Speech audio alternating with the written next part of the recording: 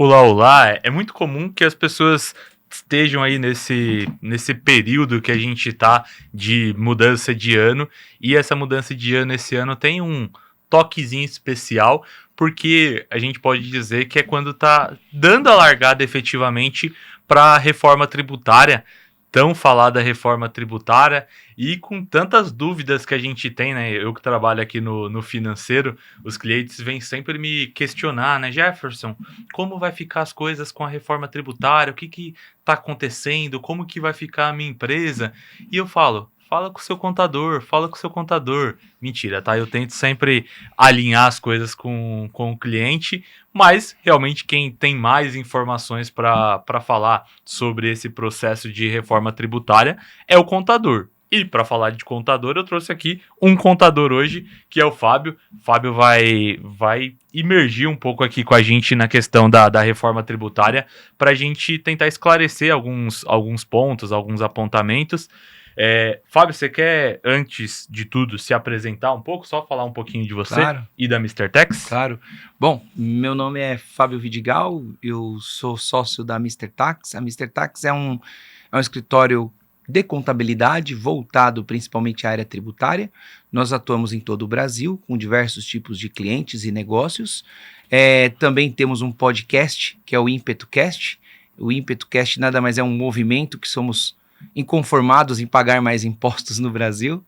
E estamos sempre trazendo aqui conhecimento aos empresários, treinando, aprendendo, ensinando, orientando a ter seu ponto de vista a respeito do universo tributário. Então, a ideia aqui é basicamente a gente tentar alinhar os pontos da reforma tributária. Então, você trouxe ali essa apresentação, Apresentação, né, né? justamente disso.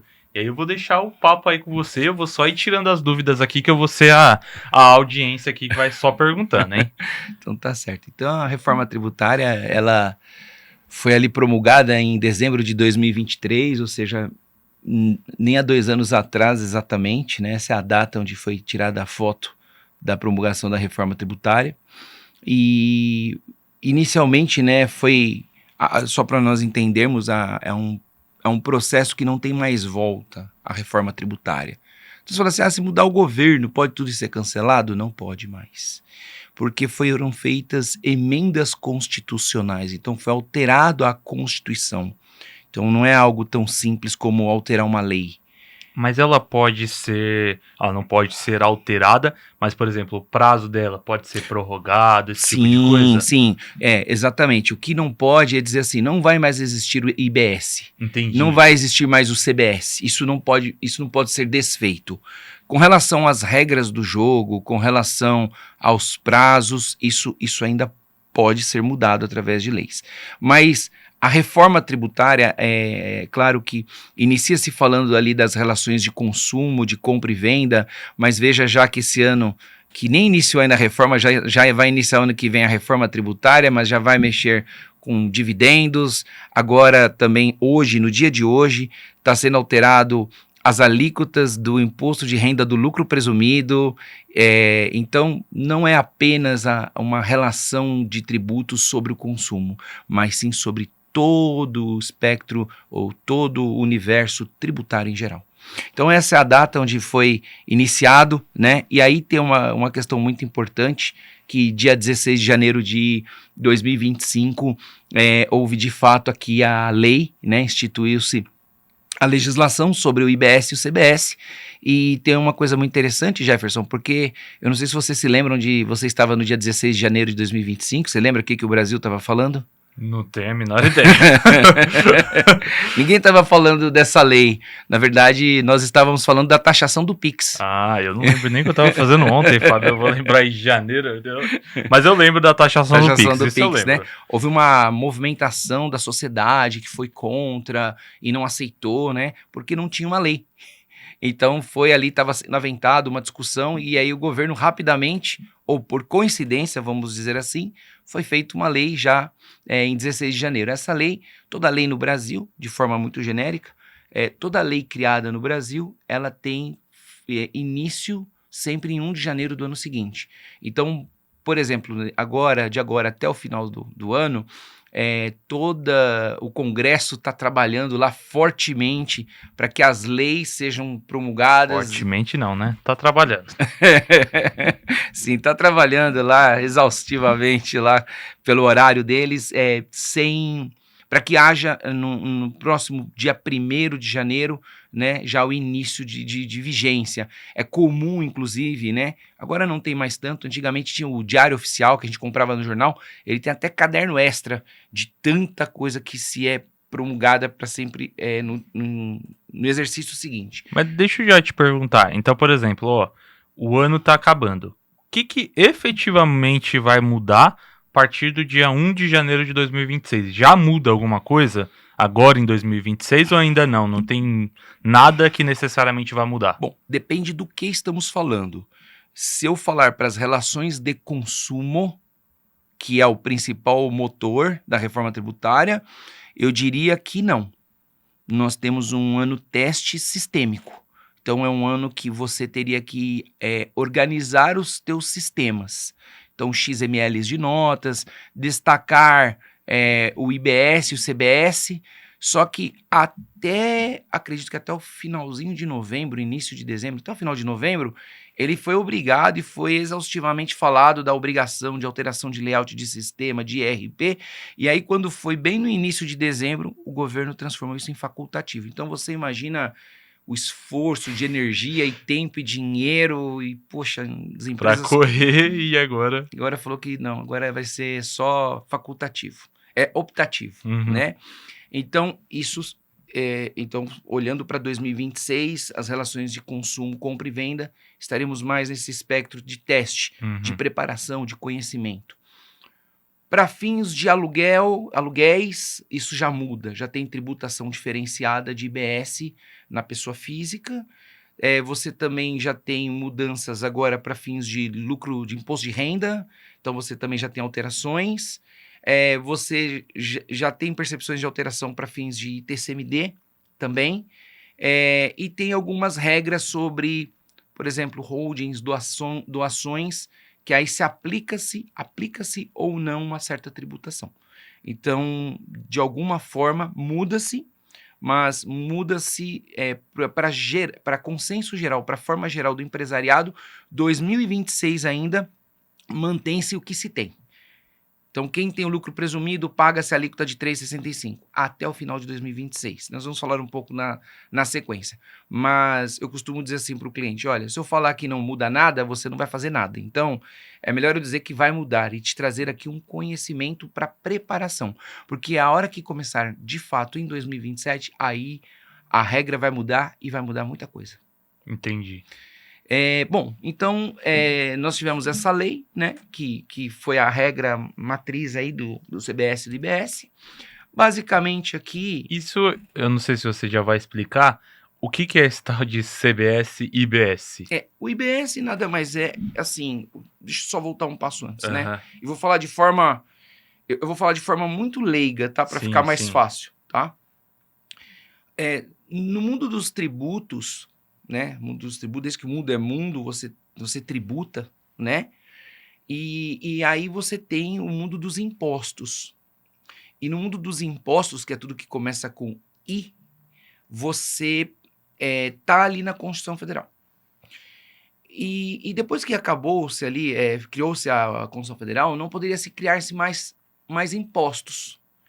Só que o governo, de uma forma também, assim, não exatamente com todos, mas de alguma forma ele começou a criar contribuições. Por quê? Porque no mundo dos tributos você tem imposto, contribuição, taxa, que nada mais é uma contraprestação de serviço, né? Vai lá, tira um RG, um CPF, um passaporte, e você tem empréstimos compulsórios. Eu não sei se você não se lembra porque você é bem novo, mas nos anos 90, o governo da época, ele fez um empréstimo compulsório nas contas de todo mundo que tinha acima de 50 mil cruzados na sua conta, ou seja, não era muito dinheiro. Então, esse empréstimo compulsório é um tributo, a taxa é um tributo, o imposto é um tributo e a contribuição é um tributo. Bom, falando agora, o que eles fizeram? Criou-se o IBS, que é imposto para bens e serviços, e a CBS, que é contribuição para bens e serviços. Só que a junção Então a CBS não é imposto, é uma é uma contribuição? contribuição, Ah, que é tá. um tributo. Aham. Só que a contribuição, que é o CBS mais o IBS, vai se chamar de IVA. Entendi. Índice de valor agregado, é isso ou É não? imposto De sobre valor valor agregado. agregado. Só Ah, que se é tá. imposto de valor agregado, a contribuição não deveria ser imposto. Então você vê Uhum. já que o governo, de alguma forma, tá juntando tudo isso por um nome só.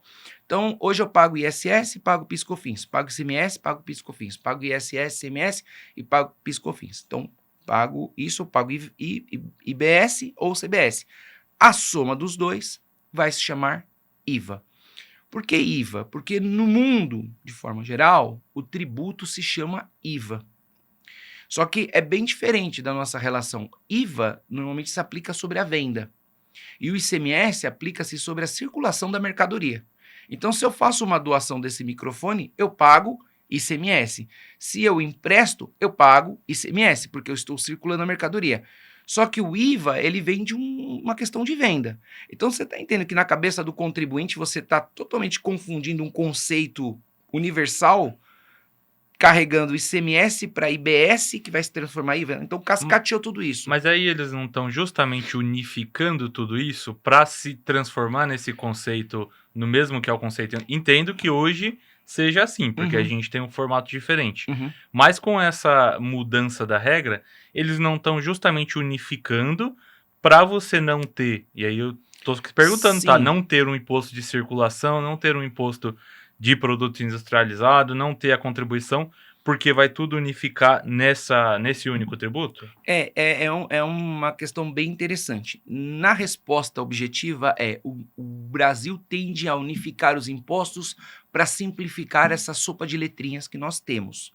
Mas a carga tributária e os efeitos e as regras, elas continuarão de iguais para mais. Então vai continuar tendo a cobrança do ICMS sobre a doação. Pode ser que mude-se a lei. Hoje não mudou.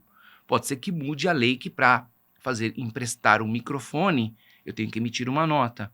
Vou ter ICMS, que vai virar IBS. Pode ser que chegue nesse momento. Uhum. Mas partindo do pressuposto que o Brasil é um país muito arrecadatório, acho difícil. Então, na verdade, vai se ter um IVA que dentro dessa composição de IVA, pode ser que para emprestar coisas tenha uma alíquota menor ou maior. Mas atualmente, hoje, nós estamos numa fase de transição. Né? Então, nós estamos começando a desligar uma chave e ligando outra. Nesse processo de ligar e desligar, muitas coisas ainda estão sem respostas. Então, respondendo objetivamente, sim, para fins de simplificação de nomenclatura de tributos, mas não porque ninguém está falando que vai diminuir carga tributária. Pelo contrário, a carga tributária ela só vai aumentar. Uma última coisa é que o IVA ele tende também a se separar do preço da mercadoria do preço do serviço, como funciona no exterior. Então você tem o preço da mercadoria e o IVA. Isso também vai acontecer a partir de 2027. Mas por enquanto, o IVA, o IBS ou o CBS, ele é meramente para fins de teste dentro do teu sistema. Porque a hora que virar a chave, você imagina, o brasileiro ele sempre deixa para a última hora. Aí nós não sabemos como vai ser esse ano. É um ano de Copa do Mundo, é um ano de eleições, é um ano de muitos feriados. Como é que a sociedade vai se preparar para 2027 iniciar essa nova fase? Então essa é uma pergunta que fica. Bom, a ideia que o governo tem é de neutralidade e equidade, ou seja, nós vamos aqui deixar de uma forma muito justa para todos os lados. Novamente, talvez esse efeito nós vejamos apenas em 2033, mas durante essa fase de transição, você vai perceber que não tem ainda essa neutralidade e nem tem como. E também tem que ser em 7 anos, porque como a carga tributária tende a aumentar, muitas empresas quebrariam de imediato. Então, por esse motivo, que ele sempre vai trazer um discurso, e aí eu não estou falando a favor ou contra, eu só estou dizendo o discurso, de trazer algo mais justo, de um processo que hoje, não sei se é justo ou injusto, tá? Diria que seria mais injusto do que justo. Bom, com base nisso, tem uma outra questão que quem começa a dar as regras do jogo é o Comitê Gestor Nacional. Quem é o Comitê Gestor Nacional? É um uma agência nacional de tributos que nós vamos ter. Então, esse grupo de pessoas que são divididos em um corpo técnico e numa direção colegiada serão pessoas de carreira. Então, nós não sabemos aqui se o governador vai poder prometer ICMS mais baixo, nós não sabemos se vai poder mudar as regras de tributos municipais e estaduais. Então, porque eu sei que hoje chega ali, por exemplo, o governador, e aí do dia para noite ele aumenta o ICMS, ou ele reduz, reduzir é mais difícil, né? Mas ele aumenta. Mas para importação, por exemplo, tem benefícios fiscais. E aí, por exemplo, com essa mudança, eles não vão ter não vão dar nenhum pitaco sobre qualquer imposto. Só os impostos que aí eu imagino que continuam a alçada do estadual, o IPVA pro município Então, com o imposto. ITCMD, Esses aí. IPVA, IPTU. Isso. Então, acredito que tende-se, tá? E eu não estou falando aqui em nome de ninguém, eu estou dizendo perante mim mesmo, entende-se que esses tributos também serão, como diz o governo, compartilhados, mas esses tributos serão federalizados. Então, por exemplo, hoje o ICMS, ele tem um benefício fiscal de 4% para quem importa. Você tem um benefício para o e-commerce, para quem está em Minas, no Extrema, de 1,4%. Você tem possibilidade de importar por Santa Catarina a 1, 2 ou 2 e alguma coisa por cento. Tudo isso vai acabar. Então, vamos dizer que se eu estou, por exemplo, lá em Extrema, por uma questão tributária e não necessariamente por uma questão, digamos que do espaço em si, não faria tanto sentido eu estar lá, né? Não faz sentido. É puramente tributário, né? É lógico que em Extrema você precisa ter galpão logístico, mas vou dar um exemplo. Tem muitas tradings, a maioria das tradings no Brasil, elas estão em Alagoas ou elas estão em Rondônia. Rondônia não passa nem mar, né? Tem um porto, o porto de Porto Velho, ele passa, via rio, mas o benefício do estado é que você pode desembaraçar em qualquer estado do Brasil, inclusive em São Paulo. Então, muitas trades importam por Rondônia porque tem 1% de ICMS. Só que isso também vai acabar. E vai acabar de que forma? Gradual. Então, os benefícios fiscais existentes, eles tendem a não ser renovados mais. Por quê? Porque esses tributos ficarão para a federação, para a União. O comitê gestor que vai decidir. Isso. Agora, não tem ainda muitas regras para o comitê. Então, eles estão correndo para colocar as regras, até porque, senão, não pode iniciar a reforma tributária se não tiver a regra do jogo para eles. Então, nós não sabemos ainda como fica, quem determina, se determina. Por exemplo, o ICMS de São Paulo pode ir para a Bahia? Não sabemos aqui, né? Porque se a gente está falando que é nacional, porque o que eu penso? Por exemplo, essas empresas, por exemplo, que estão lá nesse estado. Às vezes para ela é mais interessante ela estar em São Paulo. Aí, com certeza. Digamos que se ela está lá apenas tributariamente, mas é mais interessante ela estar em São Paulo. Então ela provavelmente vai sair de lá e vai migrar, por exemplo, para São Paulo novamente. Então esses estados que oferecem, que digamos que cresceram muito por conta de benefício tributário, eles tendem a perder muito o papel e eles vão querer exigir uma contraparte maior da União desse valor de imposto, né? Pois é, só que aí você vai falar com um funcionário de carreira da Receita Federal. Então, veja, quando a gente vai lá na Receita Federal ser atendido, você está falando com uma pessoa concursada. É difícil falar com uma pessoa dessa que vai definir o processo de tributação do país. Porque, assim, sem nenhuma ofensa, né? A pessoa que é concursada, ela normalmente ela é muito mais metódica, ela não tem uma flexibilidade, ela não é política, né? A pessoa concursada, ela não é política. Então, assim, como fica? Esse ICMS tem um risco, porque agora não, mas tem o risco de ser levado para outro estado? Pode outros estados querer a compensação? Como fica se trocar de presidente, de partido, né? Por mais que diga ali o corpo vai ser pessoas de carreira, pessoas indicadas, mas tem mandatos. Como é que quem determina essas regras? Então, isso ainda está muito nebuloso, né? Mas acho que a mensagem principal é dizer assim, olha, não vai mais regular imposto sozinho, não vai regular mais, por exemplo, Barueri é um município muito próspero, né? As empresas de streaming estão em Barueri e teria que estar em São Paulo, pelo estado de São Paulo, que é um serviço de comunicação. Cara, acabou tudo. Quem vai regular os serviços de streaming é o Comitê Gestor Nacional. Eu, como empresa, se eu já estiver aqui iniciando para 2026, nesse ano assim, o que você recomendaria que eu deveria fazer? Como que eu avaliaria essa mudança? Você diz do comitê gestor ou você Não, diz assim, da reforma pensando tributária? da reforma tributária. Primeiro, você tem que ter uma boa conversa com o seu contador. Só que tem um detalhe importante. 50% dos contadores não sabem ainda da reforma tributária. Então, isso já começa com um problema. Aquele empresário que tem um contador, que só emite a guia de DARF, comece a reavaliar a tua relação. Porque você tem muitas dúvidas e é necessário que o contador ou o advogado ele possa trazer. Então, a primeira coisa é, que tipo de negócio que eu vou fazer? Onde eu vou empreender? Em que cidade eu vou empreender? Porque a depender, se eu falar agora, não muda. Em 2027 tem uma mudança grande, em 2029 tem outra mudança grande. Então, tudo vai depender do teu negócio. Se você importa, tem uma mudança drástica numa época. Se você trabalha com serviço, tem uma mudança drástica em outra época. Então, cada caso... muito específico, né? Muito específico, Mas, no teu caso, pensando, você, como é prestador de serviços, você teria um impacto maior agora, em 2027, principalmente por conta da CBS que vira 9,25.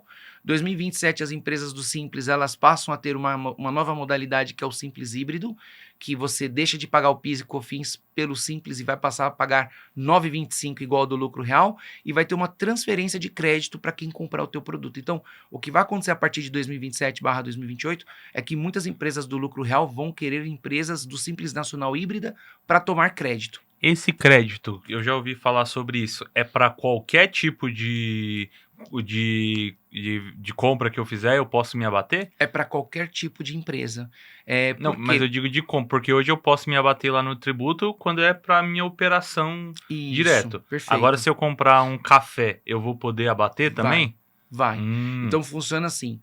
Hoje, pelas regras do lucro real, ou por uma regra de contabilidade, você considera o que é custo e despesa. Ou despesa operacional e despesa não operacional. Né? O que é custo é ligado ao teu negócio, o que é despesa é não ligado ao teu negócio. Então, por exemplo, serviço de contabilidade. Meu serviço, ele não tem base dentro de um negócio do meu cliente. Só que muitos contadores não emitem nota. E aí eu vou falar por mim, eu emito nota 100%, tá? Então, desde o início eu nunca tive esse problema. Mas é muito comum contadores emitirem recibo. Muito comum. E o fisco, ele entende que aquele profissional não paga o imposto. Então, o que eles vão fazer? Eles vão dar uma opção para quem compra o serviço do contador se creditar. Só que o contador hoje, ele paga, por exemplo, a partir de 6% de imposto. Se eu vou majorar minha alíquota de PIS e COFINS em 9,25, a minha carga tributária vai ser de 13,25. Só que o efeito tributário para esse cliente é de 4. Por quê? Porque hoje ele paga 6 e ele não se credita. Se eu aumentar em 9,25, ele se credita dos 9,25. Então, por um lado, é igual aquela questão do quer CPF na nota, onde a população começou a ser fiscalizador, né, fiscal das lojas de varejo. O que vai acontecer é que as empresas do lucro real, principalmente, que vão poder tomar crédito, é começar a cobrar esse imposto, porque elas vão se creditar. E tem um detalhe importante, se a empresa não estiver pagando impostos, ela não pode se creditar, então vai ter um outro problema que vai ser comercial. O ponto que eu vejo nisso, principalmente para empresas de serviços, e até trazendo nesse aspecto de agências, que eu acabo falando bastante, é que tem uma dificuldade, porque geralmente prestador de serviço, ela não tem tantas compras, né? Então ela não tem tantos gastos, né? E aí, eu até estava pensando na possibilidade. Ele pode, às vezes ele pejotiza ali e os funcionários emitem nota fiscal. Mas aí vão ter todas as empresas MEI ou Simples Nacional. Ele não vai poder se creditar, né? Não, o MEI, existe algumas regras de crédito, tá? Assim, tem alíquotas menores. Não, eu digo, por exemplo, eu tenho uma agência e aí eu contratei um MEI para prestar serviço para mim. Eu não vou poder me creditar da nota dele, se eu tenho a minha agência e ela não é... O simples híbrido, tem-se a discussão que vai poder creditar. Então ele vai ser um mini lucro real. Então, por exemplo, se eu tenho prestadores de serviço, eu tenho a minha MEI. agência, e aí eu contrato prestadores Simples Nacional, nem vou colocar como MEI.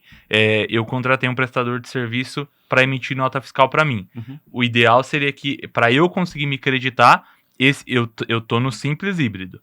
Esse prestador ele também precisa estar no Simples Híbrido. Perfeito. Se ele tiver no Simples Puro, eu não poderia me creditar. Não, exato. Aí o que vai acontecer? Você vai querer se creditar porque você quer pagar menos Porque impostos. aí o cliente me cobrou que eu me creditasse e aí eu vou cobrar do meu isso. fornecedor. Essa é a ideia do governo. Ele vai querer começar a que um comece a cobrar do outro, porque ele não consegue cobrar. Aham. Então, o que vai acontecer é que a sonegação ou essa forma de não pagar impostos vai ser encerrada, porque o próprio contribuinte vai cobrar do outro contribuinte a sua parte de imposto. Sim. Só que é assim, você também vai começar a ter uma seleção natural de fornecedores. Então, dentro do teu universo de fornecedores, você já vai ter uma pergunta provavelmente mandatória. Amigo, você é de que regime tributário? Sou do Simples. Você paga teus impostos em dia? E não vai ser ofensivo isso. Porque se essa condição não for verdadeira, não é interessante eu ter você como meu fornecedor Sim. ou meu cliente aqui. E pensando pro escritório de contabilidade também, ele vai ter um papel muito importante nisso, né? Porque Sim. o controle dessas notas, porque a partir do momento que você está se creditando, hoje o governo não dá tanta atenção assim pro Simples Nacional. Ele Sim. vai dar uma atenção maior, né? Quando você está se creditando de um imposto, você vai ter que ter uma comprovação total de tudo, né? Atualmente, o regime do Simples Nacional, ele não obriga a ter contabilidade para ser declarado ao governo. Uhum. Isso não quer dizer que você não tenha que ter uma contabilidade própria. É muito comum, você sabe disso, que muitos empresários que estão no Simples Nacional, eles não têm DRE. Aí ele fala assim, por que você não tem DRE? Porque o meu contador não faz. Por que o seu contador não faz? Falou que não precisa. Por que não precisa? Não, porque é só sobre faturamento. Então, isso é uma verdade, mas também não é uma verdade, porque toda empresa tem que ter a sua contabilidade. Só que o que você tem na ponta? Um contador que é um darfeiro, Uhum. ou seja, ele só faz a guia. Só que agora, como fica para os contadores que nunca foram que nunca fizeram contabilidade, começar a fazer essa contabilidade e uma cultura por trás disso. Porque aí se criou também uma cultura de preço, né? De que o valor da contabilidade ali é um valor baixo. Valor de 50, 100, 300 reais. Exatamente. Um valor muito baixo. E aí é porque o cara só faz isso, ele tá buscando volume, né? Como Sim. que vai ser isso numa necessidade que fica insustentável para ele cobrar esse valor, né? O quanto o cliente vai entender essa mudança.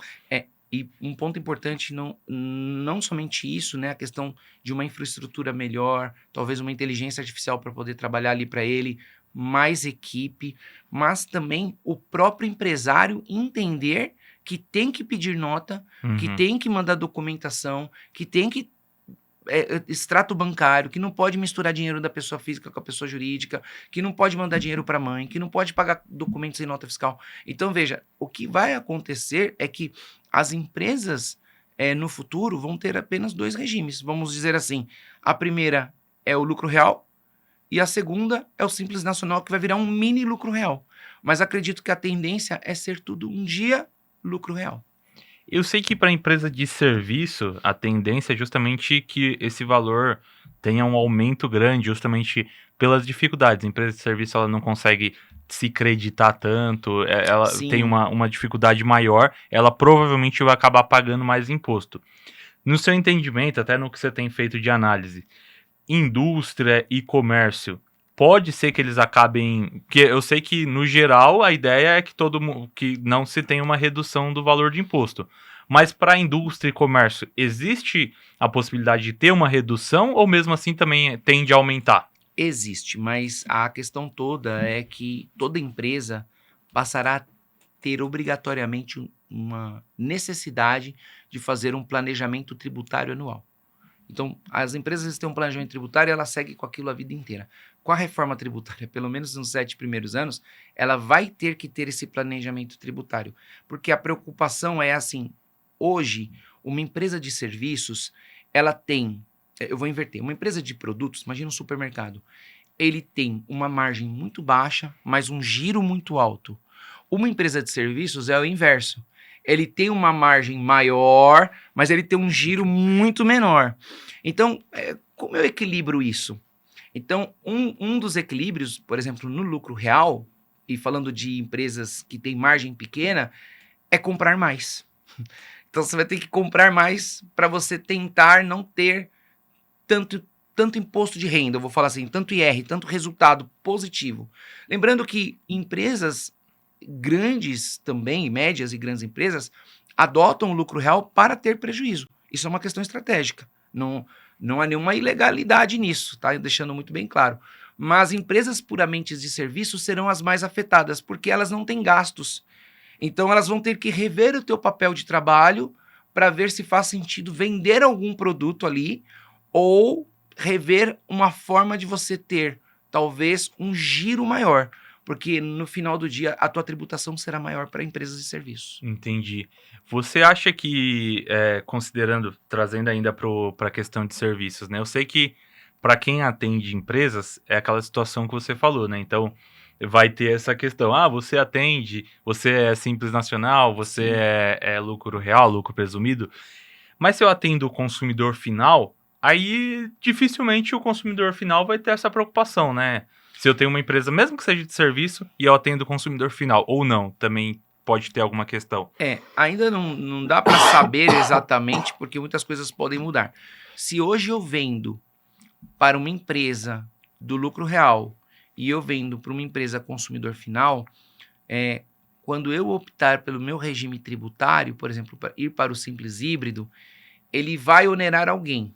Alguém vai ganhar, alguém vai perder. Então, por exemplo, vou dar o meu caso. Eu lido com diversos tipos de empresas. Eu só não trabalho com MEI. Então, você imagina que as empresas do lucro real tenderão a falar para mim, olha, preciso que você tribute pelo simples híbrido, porque eu quero tomar o seu crédito. Só que, às vezes, aquela empresa do simples, ou vou falar assim, aquela pessoa física, né? Vamos falar assim, para ele não muda nada. Só que eu vou onerar ele também. Porque você vai aumentar o seu imposto, né? Porque eu não tenho como separar, né? E aí, o que acontece é que algumas pessoas tendem a ter mais empresas. Só que o fisco vai ficar de olho nisso, entendendo se isso não é um grupo patrimonial. Ah, foi por isso que eu já vi esse ano alguma. Eu até ia questionar isso, só que eu falei, tá dando um foco diferente, mas você já trouxe essa questão, dá pra gente trazer. De que eles estarão justamente de olho, não sei se foi alguma medida, alguma coisa do tipo, pra se você tem, até mesmo dentro do MEI, dentro do seu, até Simples Nacional, você tem uma empresa no mesma localização, que tem ali o mesmo tipo de serviço correlato.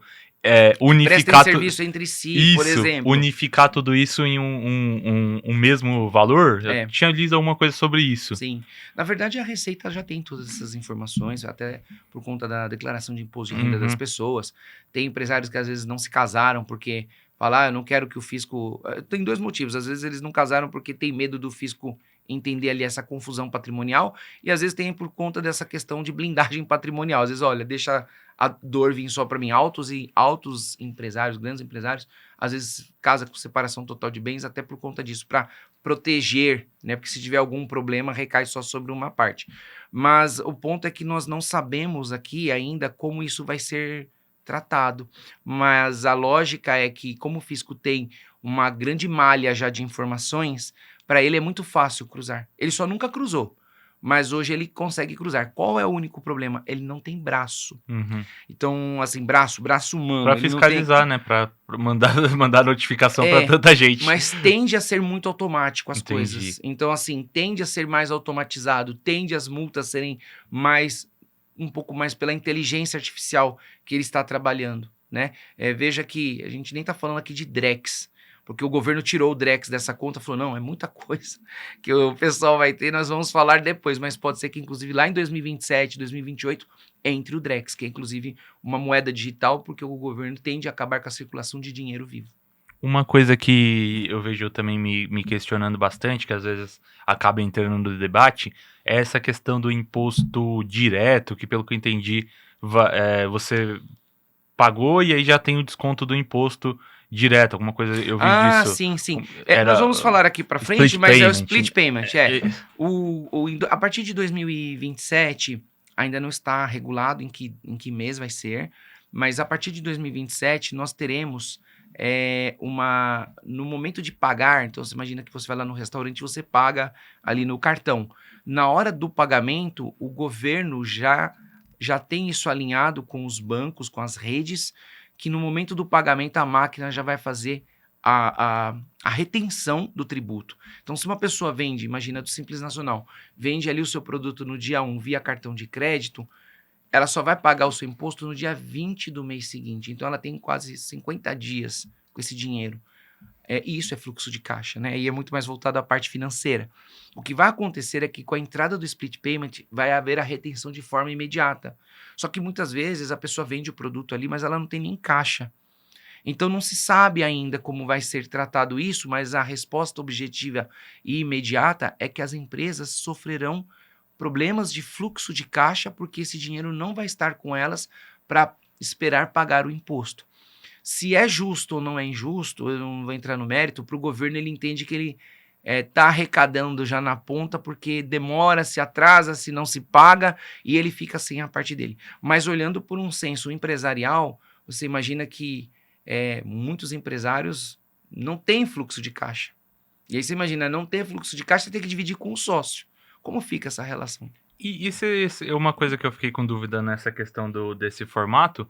Como que faz, por exemplo, considerando que a incidência, né, de um pagamento de imposto é a emissão da nota fiscal, mas aqui a gente vai estar falando que é o pagamento, né?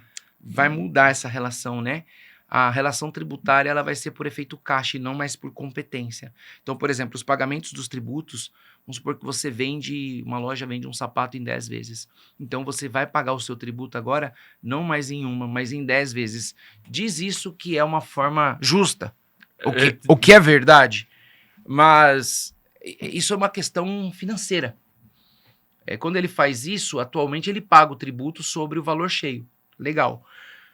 Só que agora os créditos, o governo não está fazendo isso por conta do pagamento, ele está fazendo isso por conta dos créditos, porque uma empresa vai lá e compra um caminhão, uma transportadora vai lá e compra um caminhão, ela vai lá e toma o crédito desse PIS e COFINS. Então, se ela compra em 24 meses, o governo está dizendo assim, olha, agora você vai pagar somente pelo valor apropriado que você pagou por mês. Então, tende-se a fracionar os créditos, na mesma proporção que tende a fracionar os débitos. A única diferença primeiro, tenho um fluxo de caixa baixo, eu vou antecipar minha rede, vou puxar tudo. Você vai continuar pagando os impostos naquelas datas fracionadas. A pergunta que fica onde que a gente tem um controle disso? Isso que eu fiquei pensando agora. Eu tava pensando exatamente isso. A gente tem um controle Como que vai sistêmico? ser o controle disso? Não tem. Não tem. Diz que haverá uma plataforma, tá ok? Essa plataforma é do governo, com os bancos, no qual você vai poder identificar. Aqui eu faço uma crítica porque nós entregamos uma declaração anual chamada DCF e dentro dessa declaração nós conseguimos entrar num lugar dentro da Receita Federal, o contador entra e nós conseguimos visualizar quem sofreu retenção. Então, quem reteve imposto da tua empresa. Uhum. Só que quando a gente vai fazer CF, a gente vê coisas que, assim, a empresa não passou por aquilo. Então, alguém declarou que reteve imposto da tua empresa, mas você não teve essa retenção. Como eu saber também. Uhum. Não, mas você não teve, de fato. Mas às vezes empresas, e acontece muito isso em empresas de publicidade, que tem a retenção do 1,5 e 4,65 para aquelas que estão no presumido, por exemplo. Só que aí vai ver, ele não sofreu retenção dessa empresa. Então é a declaração que foi errada. Então, às vezes colocou o CNPJ errado também. Aí te pergunto, como é que eu vou fazer essa regra, todo esse norteamento, sendo que hoje, pegando por um pequeno exemplo que eu estou dando, já é errado. Então, de novo, foi criada a lei, mas não foram criadas as regras do negócio para que elas possam existir. Então, muitas coisas ainda virão. E quem vai criar, digamos que cria essas regras, é o Congresso ou é o comitê? Bom, é uma boa pergunta, mas novos impostos serão o Congresso, mas as regras do IBS e do CBS serão do comitê gestor. As demais regras ainda não entraram, elas tendem a entrar. Acredito que possivelmente tudo passará pelo comitê gestor. Entendi. Bom, eu tinha colocado aqui, né, que a reforma tributária, então eu tinha comentado do PIS e COFINS que virou CBS, o ICMS e ISS que virou IBS e tudo virou IVA. Mas você vê que o IPI, ele virou imposto Isso, a gente seletivo. não falou sobre isso. Exato, ele virou o IS. Então, as empresas de serviço, elas não têm IPI. Mas, por exemplo, não terá mais IPI sobre importação. Por exemplo, você compra esse microfone importado lá da China. Então, quem importa paga IPI desse microfone. Só que a Zona Franca de Manaus, ela continuará tendo IPI. Eu não sei se você sabe, né? Mas a Zona Franca representa 2% do nosso PIB. Não Então, sabia. assim, Caramba. então, assim, o IPI, ele vai continuar por conta da forma que foi criada a Zona Franca de Manaus. Todo o demais vai ser IS, imposto seletivo. O que fica de dúvida aqui para o futuro é assim: será que quem tem carro vai pagar o imposto seletivo, então não vai pagar mais IPVA, vai pagar IS? Será que quem, quando vai fazer uma doação, em vez de pagar ITCMD, vai pagar IS? Aham. Então, a tendência... É porque se unificaram todos os outros, né? A tendência seria unificar também, né? Exatamente. Como o ISS e o ICMS foi federalizado, foi compartilhado, provavelmente, durante a jornada da reforma, você vê que tem alguns anos, como 2028, que não tem alterações assim fortes, mas muito provavelmente pode acontecer em 2027 de o ITCMD ser um IS. O que é um IS? São tributos que o governo pode ajustar, como se fosse um seletorzinho. Então, por exemplo, final de ano você vê assim, às vezes lojas de eletrodoméstico falam, olha, linha branca, promoção, ou as pessoas estão fumando muito, então estou indo mais ao hospital, as pessoas estão bebendo muito, estou indo mais ao hospital. O governo não precisa de lei para fazer essas alterações, ele mesmo vai lá e faz essa mudança no seletor. Você imagina que o ITCMD, se virar um imposto seletivo, o governo não precisa de lei para virar esse seletor, então essa é uma preocupação que se tem para o futuro. Tá? Então, tudo aqui, CBS e IBS, vai se chamar IVA. Entendi. Bom, aqui o que é importante, acho que esse é um quadro muito importante, Jefferson, que é um cronograma, né? Você que é uma pessoa muito organizada, né? Sabe que os empresários, eles precisam saber onde vão estar. E aqui, pela reforma tributária, vai ser então o quê?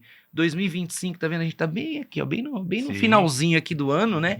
E o que muda em 2026? É um teste operacional. Então, vamos dizer que, por hora, ele não tem muitas mudanças. Entretanto, é importante deixar claro que, uma vez haver mudanças de tributos, mudanças de regimes, é importante que 2026 seja um ano de planejamento para recalibrar preços. Porque não adianta chegar lá em 2027, mudar as regras e a pessoa começar a querer mudar preço. Mas como que eu mudo os preços se eles ainda não definiram, pelo que eu entendi, eu não sei se me corrige, é que eles ainda não definiram qual vão ser as alíquotas finais, ou já tem essa definição? Já tem uma definição. Então, por exemplo, em 2027, o 3,65 do PIS e COFINS deixa de existir, tudo passará a ser 9,25. Não tem algumas pessoas que tem alguns tipos de serviço e produtos que têm alíquotas especiais, coisas do tipo? Então, essas alíquotas, então funciona assim, ó. Imagina que ICMS e ISS vai começar em 29. Então, só 29, a partir de 29. Federal, a gente só tem hoje o PIS, o COFINS e a IPI. O IPI vai virar IS, vamos falar assim, acabou, então só vai mudar uma coisa por outra. A CBS, ela tem algumas alíquotas. Então, nós temos alíquotas de PIS e COFINS no Simples Nacional, alíquotas de PIS e COFINS no lucro presumido, alíquotas de PIS e COFINS no lucro real. A maior carga de PIS e COFINS é no lucro real, que é de 9,25. O que o fisco está dizendo? Olha, todo PIS e COFINS eu estou tirando de qualquer alíquota que seja, eu vou passar para 9,25. Então, PIS e COFINS no lucro presumido não vai ser mais 3,65, ele vai para 9,25. Entretanto, alíquotas do PIS e COFINS no Simples ainda não sofreram mudança, mas pode sofrer mudança no que vem. Então, nós estamos aguardando, pode ser que sofra mudança ao final desse ano. Então, 2027 muda preço. Entendi, já é o momento ideal para avaliar para esse contrato. Por exemplo, eu sou uma empresa do Simples, tenho uma bicicletaria, ok? Eu vendo ali bicicleta. Pode ser que o meu fornecedor esteja no lucro presumido e a partir de 27 ele vai pagar 9,25. O que tende para mim acontecer, mesmo sendo simples? É que o meu fornecedor vai começar a vender mais caro para mim. Uhum. Então, a partir de 27, tende as coisas chegar ao consumidor final mais caras. A partir de 2027 é isso, 2028 nós não temos nada específico, nós podemos ter entrada de DREX, nós podemos ter split payment, nós podemos ter mudanças no ITCMD. Então, por enquanto, relações de consumo não temos. O que nós temos a partir de 2029 até 32? é que todo ano vai cair 10% do ISS ou do ICMS e vai subir 10% de IBS. O IBS hoje ele está calibrado em 18%. Então olha só como vai ser. Imagina que você está aqui em São Bernardo ou em Barueri, num determinado tipo de atividade que você paga 2% de ISS. Então, em 2029, esse ISS vai ser 1,8, em 2030, 1,6, em 2031, 1,4, em 2032, 1,2 e 2033, 0. O que vai acontecer em 29 com o IBS? 10% de 18, 1,8, 3,6, E 5,4. eu vou ter que pagar duas guias? Tem que Vai pagar ter a guia do duas guias. ICMS e a guia do E aí, IBS. sim, vai ter duas guias. Então, olha para o contador como isso vira uma loucura. Aham. Você não paga mais 2% em 29, você paga já 3,6%. Você não paga 3,6% em 2030, você vai pagar 1,6 mais 5,4. Então, o que eu quero E eu já dizer? começo com crédito aqui também? Então, E aí aí vou você ter... tem o crédito do IBS, mas você não tem o crédito do ISS. Caramba. Entende como Aham. isso aqui, além de hoje já ser um Lego, vai ser um Lego no multiverso, né? Sim, sim. Porque você imagina a loucura, né, que vai ser para ter esse controle. Então, sistemas precisarão trabalhar muito forte nisso, processos precisarão ser muito bem implementados, e mais do que isso, consciência será muito obrigatório na mente do empresário. Porque você imagina, eu sou do lucro real, então eu vou tomar crédito de 10% do IBS, mas não tomo crédito do ISS. Então, minha nota fiscal, eu vou emitir uma nota em 2027 com 9,25 de PIS e COFINS, em 29 eu vou pagar 10% de IBS e o meu cliente também vai tomar o crédito do IBS. Então, Sim. assim, no final, quem vai se dar muito bem? Quem paga ICMS de 18, porque vai sair de 18 e vai para 18, e quem paga 9,25 de PIS e COFINS, que vai sair de 9,25 e vai para 9,25. Todos os demais vão pagar mais tributos. Importante deixar claro que no Brasil, 23 milhões de empresas são do Simples Nacional e MEI, que tem um regime tributário, e 1,5 milhão de empresas estão no lucro presumido lucro real. Quer dizer, uma pequena parcela vai ser não vai sofrer. Vamos dizer assim, as grandes empresas continuarão com seus mesmos jogos, com essas mesmas formas de ter uma empresa com prejuízo. O que vai acontecer é que ela vai poder tomar crédito da minha nota. Entendi. Então, quando falar para o grande empresário vai ser bom mesmo. Só que para o pequeno empresário, ele, pela falta de conhecimento, ele já poderia estar no lucro real, mas pela falta de conhecimento, ele vai acabar pagando mais. Então, acho que esse é um dos quadros principais aqui, que é importante deixar claro, né, que tem a fase 1, que é aqui 2025, né? 2026 e 2027 é a fase 2. Então, nós estamos trabalhando com os nossos clientes para tratar dos primeiros 2 anos, porque isso enlouquece um pouco o cliente até, né? E a partir de 29 até 33 é a fase 3, né? Que nós chamamos aqui de fase do desespero, porque nós não sabemos ainda como isso vai ser, né? Bom, então aqui é só um exemplo muito rápido, tá? Mas a ideia é que o imposto, que é de 12, ele vai descendo de forma escalonada e o IBS ele vai aumentando de forma escalonada. Não vou ter, então, mais aquele coisa ICMS 12, 18, Não. tudo vai ser unificado. Então, tem algumas discussões. Transporte sempre foi 12, estados mais pobres da federação são 7, tudo vai para 18. Então, acreditamos que lá na frente, o governo, depois de pôr todos na mesma sacola, talvez em 29 ele começa a puxar e falar, amigo, você aqui vai ser isso, você aqui vai ser aquilo, entendeu? Entendi. Porque hoje a regra, costumo dizer que o prato do dia, né? O prato do dia é 18, tá? Então não vai ter mudanças, tá? Aqui é só um exemplo em percentual, né? Então vai ser 100%, 90%, 80%, 70%, 60%, 0%. O ISS é a mesma coisa. O IPI deixa de existir a partir de 27. O PIS e COFINS está a 89, porque é o 0,1. Ele deixa de existir. E o CBS passa a ser 100. O IBS vai crescendo gradualmente até ser 100. Então, o impacto maior é para aquela pessoa que paga 2% e vai para 18%. Acho difícil também isso acontecer. É porque fica inviável, né? Ainda mais Uma carga tributária vai ficar enorme. Você imagina que se você está no lucro presumido aluguel, que não tem nem ICMS nem ISS, só tem PIS, COFINS e imposto de renda. Como é que vai ser em 2033? Então tende a carga tributária chegar quase a 40%. Mas considerando essa pessoa, se ela já teria que fazer uma revisão na precificação dela esse ano, ela faz considerando isso? Sim, é até interessante, é uma pergunta muito interessante, porque muitas pessoas físicas têm diversos imóveis e nunca pensou em ter uma empresa. Uhum. Sempre trabalha pelo lucro imobiliário, que é de 27,5%, mas a verdade é que elas não declaram 100% dos seus rendimentos. Agora, se você tiver mais que 3 imóveis, e eles vão chamar de locador profissional, se você tiver mais que 3 imóveis e faturar mais que R$ 240 mil no ano, além de você pagar os 27,5% na pessoa física, você vai pagar mais 8% de IBS. Então, tá entendendo que para cada caso tem que ser avaliado, porque antes ele poderia ser tratado como uma imobiliária, ou como uma holding mista, talvez, mas eu vou falar imobiliária, porque aí a imobiliária estaria com os imóveis ali dentro, e na hora de vender, tributa-se ao lucro presumido. Numa holding, tributa-se a ganho de capital, porque a holding foi feita para manter, e a imobiliária foi feita para vender. Então, você vê que Uhum. agora as pessoas estão tomando consciência disso. Só que às vezes elas começam a falar assim, eu pago isso, eu pago aquilo, eu pago aquilo. Eu também tenho que pagar o contador? Uai, tem, né? Porque agora o contador também vai trabalhar. Mas eu somando aqui, acho que dá na mesma. Acho que eu vou continuar pagando imposto. Não, tudo bem. Mas você vê que ainda assim há uma objeção, inclusive aos contadores, Sim. porque sempre foi comum eu pagar pouco para contador.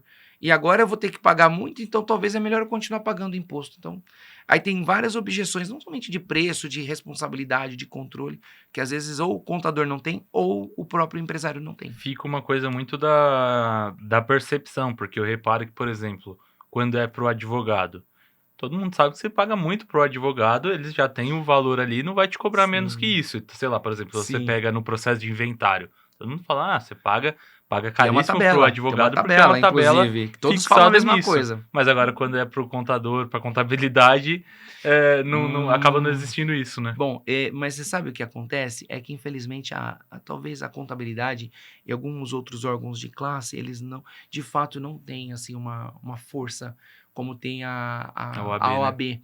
Acho que a OAB é a maior classe no Brasil que de fato, ali ela consegue proteger. Eu costumo dizer assim, que se você vender 1.000, outro contador vende por 500, outro vende por 300.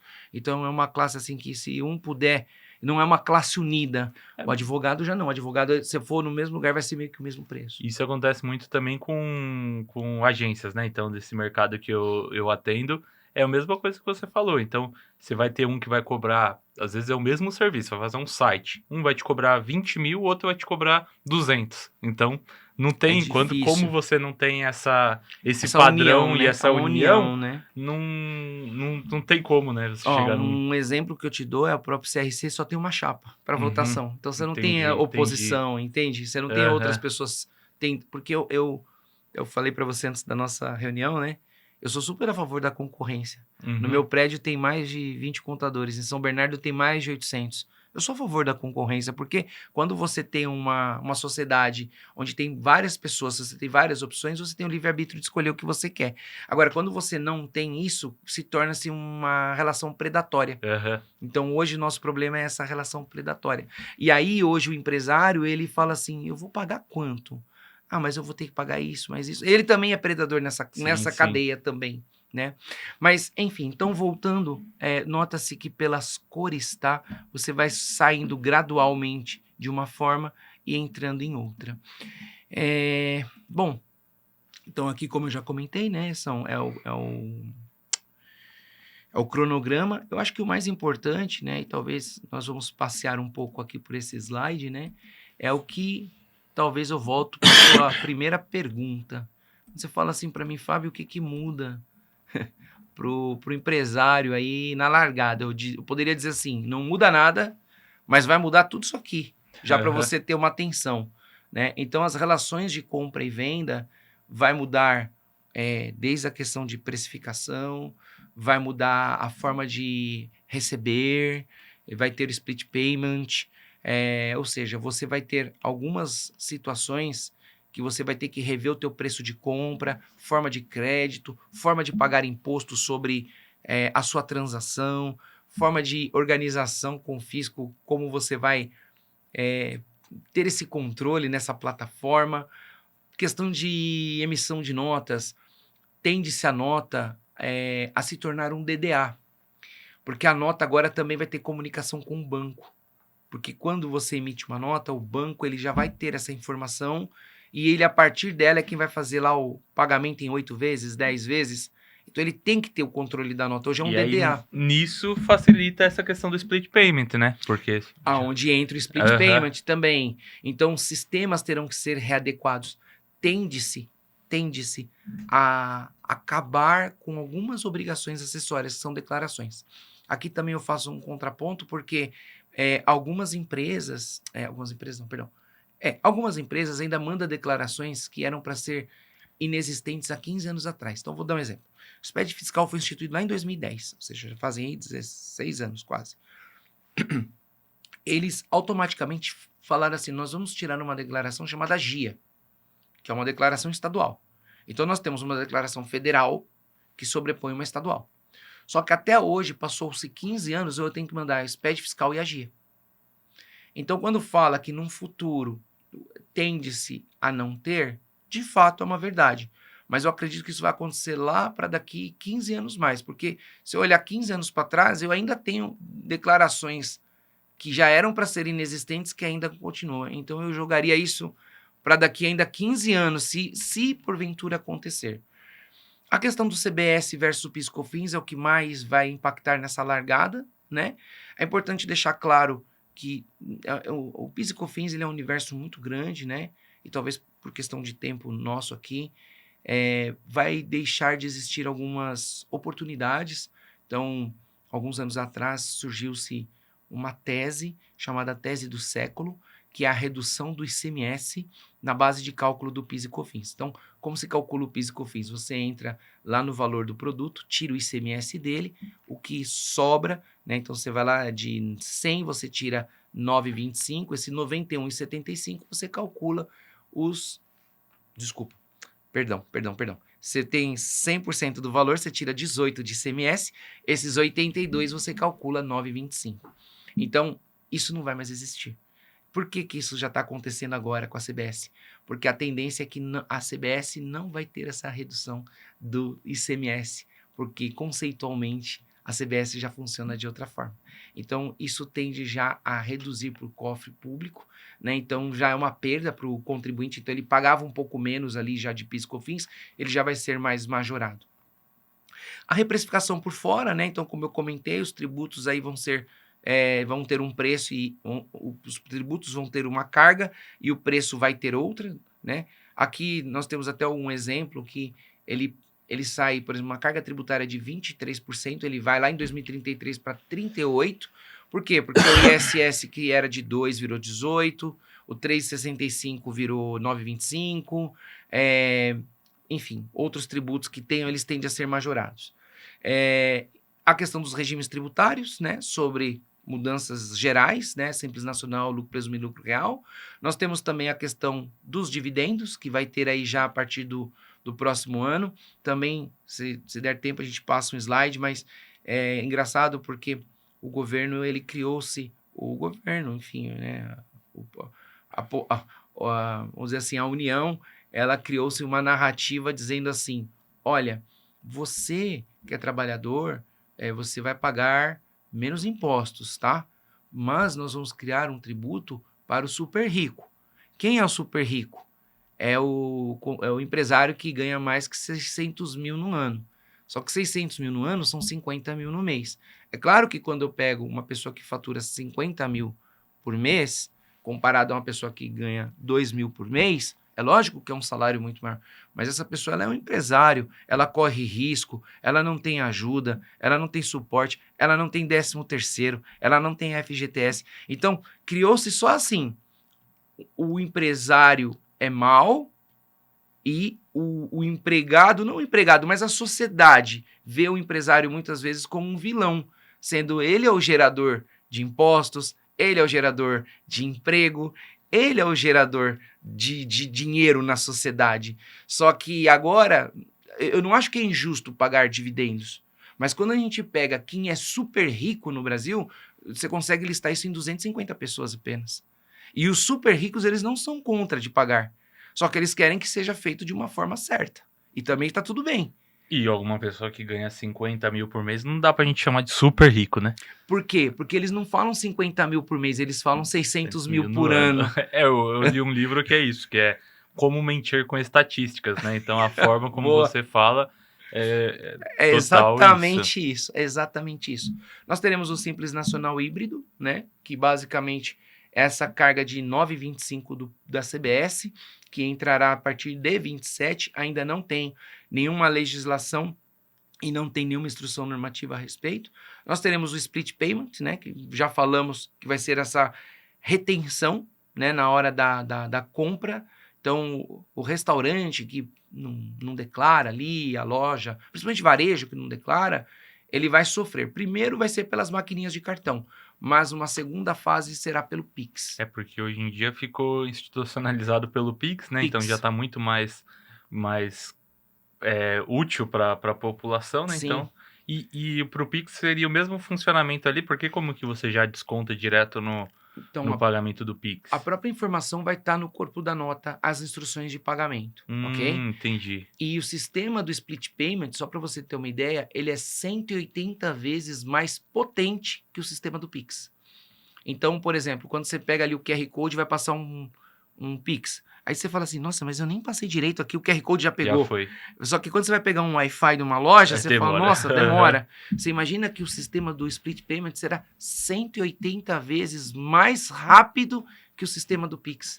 Então, imagina, e em 2024 já estava em fases avançadas o split payment já. Entendi. Então, tudo isso já está pronto, tá? Parte de aluguel, pessoa física, pessoa jurídica, né? Que vai ter essas mudanças. Holdings, né? Também vai ter. Retenção de tributos, né? Tende-se a, no futuro, haver apenas as retenções de INSS e IR. Então, aquele 1,5, e o INSS de 11 serão só o que vai ficar lá em 2030, até 2033. E todo o resto de retenção Retenção não de teria ISS mais. não vai existir mais, retenção de PIS, COFINS, contribuição social não vai existir mais, tá? Então, mas lógico que vai ser durante a Sim, jornada, sim. né? Então, você vai ter uma retenção de ISS de 2% que está reduzida a base em menos 10%. Então, isso é como nós não sabemos como vai lidar. A relação com o seu contador, né? Não estou fazendo uma propaganda do meu escritório, mas estou dizendo que, olha, se você não tem relação com o teu contador, passe a ter, porque o contador, sem você perceber, ele quebra uma empresa, e quebra muito fácil, inclusive, né? Então, é importante você cobrar o teu contador, é importante você ter uma relação boa com o teu contador, é importante você ter uma relação de não trocar o teu contador, porque o teu contador, ele passa a ser o seu aconselhador também nessa relação, e é importante também deixar claro a questão das novas legislações que virão. Então, de uma forma, acho que podemos falar hoje, né? Nós temos aqui nada, mas teremos muita coisa para começar a observar. Eu sei que o processo, né, de todos os tempos é muito confuso, né? Vão ter muitas coisas, muitas mudanças que ainda podem acontecer. Eu sei que, como você falou, vai acabar se pagando mais imposto, mas no final das contas, quando isso estiver funcionando e estiver rodando, você acha que realmente vai simplificar mais do que é o processo hoje? Porque digamos que é isso que o governo vendeu, né? Essa simplificação. Com o que você vê hoje, você sente que vai realmente ser mais simples ou não necessariamente? Eu acho que para fins de apurações serão mais simples lá no final. Uhum, Serão. Só que eu acredito que essa simplificação ela foi feita para mais arrecadação. uhum, São coisas distintas que eu estou falando. Então, a simplificação, sim. Mas o motivo principal do governo não é não foi a simplificar. simplificar. Vou Aham, dar um exemplo muito fácil. É o Simples Nacional. O próprio nome já é muito atraente. uhum, Quando você vai abrir tua empresa, o contador fala, amigo, vai para o Simples Nacional, porque é simples. E o uhum. que o brasileiro quer? Simples. Coisa simples. Só que o Simples Nacional é o regime tributário mais complexo que se tem dentre todos os regimes. Você tem 5 anexos, você tem fator R, você tem escalonamento de faturamento, você tem alíquotas diferentes por anexos. Então ele não é nada simples, Aham. né? Ele é simples no sentido assim, amigo, como você é desorganizado, então eu quero um pedaço do teu faturamento. Só que nunca ninguém percebeu que você tem um sócio ali só no amor.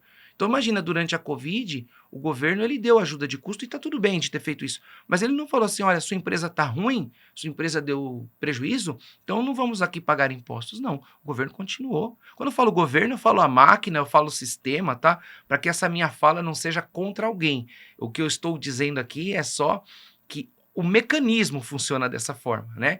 Então, acredito que não. Acredito que a verdade é que a mudança para uma simplificação existe já há mais de 30 anos, né? Você tem ali deputados que se candidatavam, falavam assim, imposto único, vote em mim, Uhum. 2020, sabe? Que todo mundo taxava a pessoa de maluca, e agora essas pessoas são as responsáveis, inclusive, pelo projeto da reforma tributária, mas, por outro lado, a simplificação deveria também simplificar a arrecadação, Sim. né? Como, por exemplo, lá no Paraguai, que você tem um regime muito simplificado, com um tipo de imposto apenas, um IVA apenas e um imposto de renda apenas. Isso é o que eu ia te perguntar, você que tem essa noção de outros países. Ali o exemplo do Paraguai, que eu vejo Uhum. bastante gente falando sobre a tributação por lá. É mais simples mesmo do que o regime, por exemplo, que está sendo proposto aqui? Sim, é muito mais simples, não tem como. Hoje eu já, em todas as reuniões que eu tenho com os meus clientes, Fábio, já estimulo os meus clientes a saírem do país.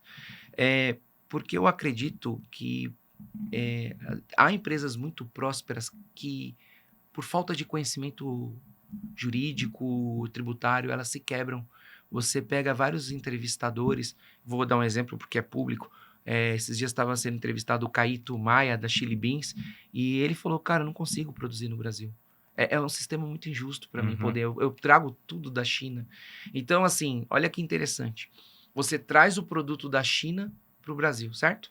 Só que o que as empresas estão fazendo? As empresas estão no Brasil. Elas estão trazendo para o Paraguai, e aí ali no Paraguai você reembala, você faz algum trabalho e exporta para o Brasil. Quando você faz isso, você não tem imposto de importação. Então, quer dizer, ali você, por exemplo, se você tiver um imposto de importação de 20%, quando você traz pelo Paraguai e traz para o Brasil, por ser membros do Mercosul, você quebra isso. O Brasil ele é um país muito protecionista, então assim, ele olha para o Paraguai e diz que tem uma barreira ainda muito grande de tributos. Quando você vai para o Paraguai, você tem apenas um imposto que é 10% sobre o resultado, sobre o que você Hum. comprou e o que você vendeu. E lá, por exemplo, como que se dá esse controle? Porque a gente sabe que aqui tem essa desorganização. Existe essa cultura da organização ali dos Sim, pagamentos, recebimentos, sim. emissão? Existe um único controle, um Uhum. único modelo de fiscalização, uma única plataforma onde você informa tudo que você compra e tudo que você vende. Então você passa já por uma auditoria Entendi. mensal. Uma outra coisa interessante é que no Paraguai, quando você abre uma empresa, você também tem que apresentar um plano de negócios. É diferente aqui do Brasil. Você pode ir lá e abrir um CNPJ. Lá Aham. não, eles querem entender o que você quer fazer, qual é o propósito da tua empresa. Então a coisa já começa certa na largada. Sim, sim. Mas o regime lá, por exemplo, é unificado.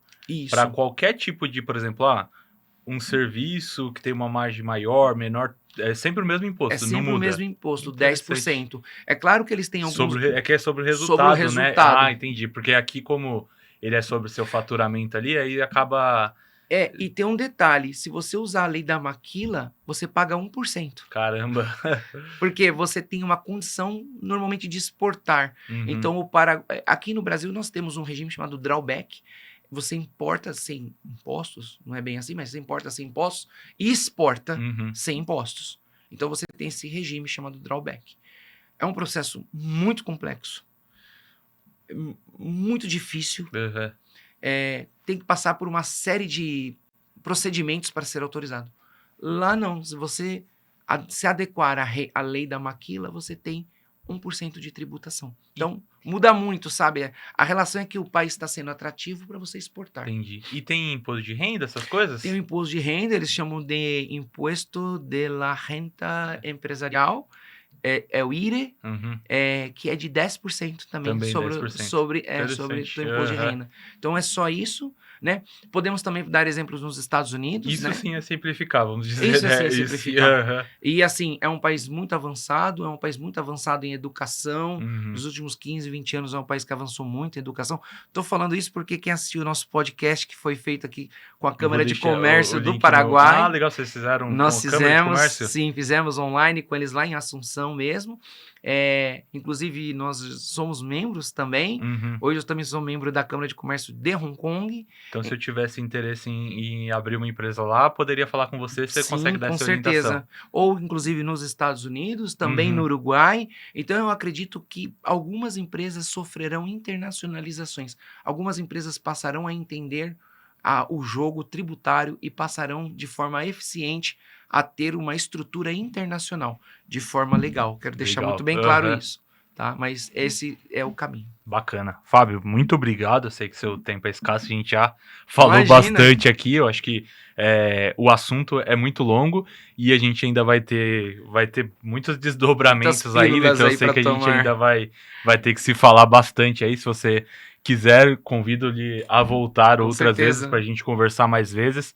Mas só para a gente finalizar. Então, vamos colocar assim. O primeiro passo que você então entende que o empresário ele precisaria dar agora nesse momento seria alinhar com o contador, tentar entender ali um pouco a situação e Isso. trabalhar nessa reprecificação, analisar contrato e precificação, seria, digamos que o primeiro passo. Isso. E só vou dar um ponto a mais, também falar com o seu financeiro. Uhum. Porque ele precisa começar a entender tudo que compra, tudo que vende e entender se o regime que ele está é o mais adequado. Muitas vezes o contador não tem esse controle do financeiro do Aham. cliente, porque às vezes acontece do cliente ter uma desorganização financeira, Uhum. né? Então seria importante também estar alinhado com o financeiro para entender o seu melhor regime com o seu contador. Porque o contador ele vai falar assim, olha, temos o regime A, B, C e D. Essas são as regras. Ah, mas eu não sei quanto que você gasta. Eu não tenho esse controle porque o contador ele só vive do presente e do passado. Sim, E o financeiro ele vive do presente pro futuro. Sim, Então é importante estar alinhado também com a parte financeira. legal. Fábio, muito obrigado. Eu agradeço. Vou deixar as descrições ali, todas as informações do Fábio na descrição desse vídeo, então não deixem de acioná-lo. É isso, muito obrigado. Obrigado. E falaremos aí muitas vezes ainda pela frente, viu? Com certeza. Valeu, Muito obrigado. obrigado, hein? Obrigado a todos. Valeu, pessoal.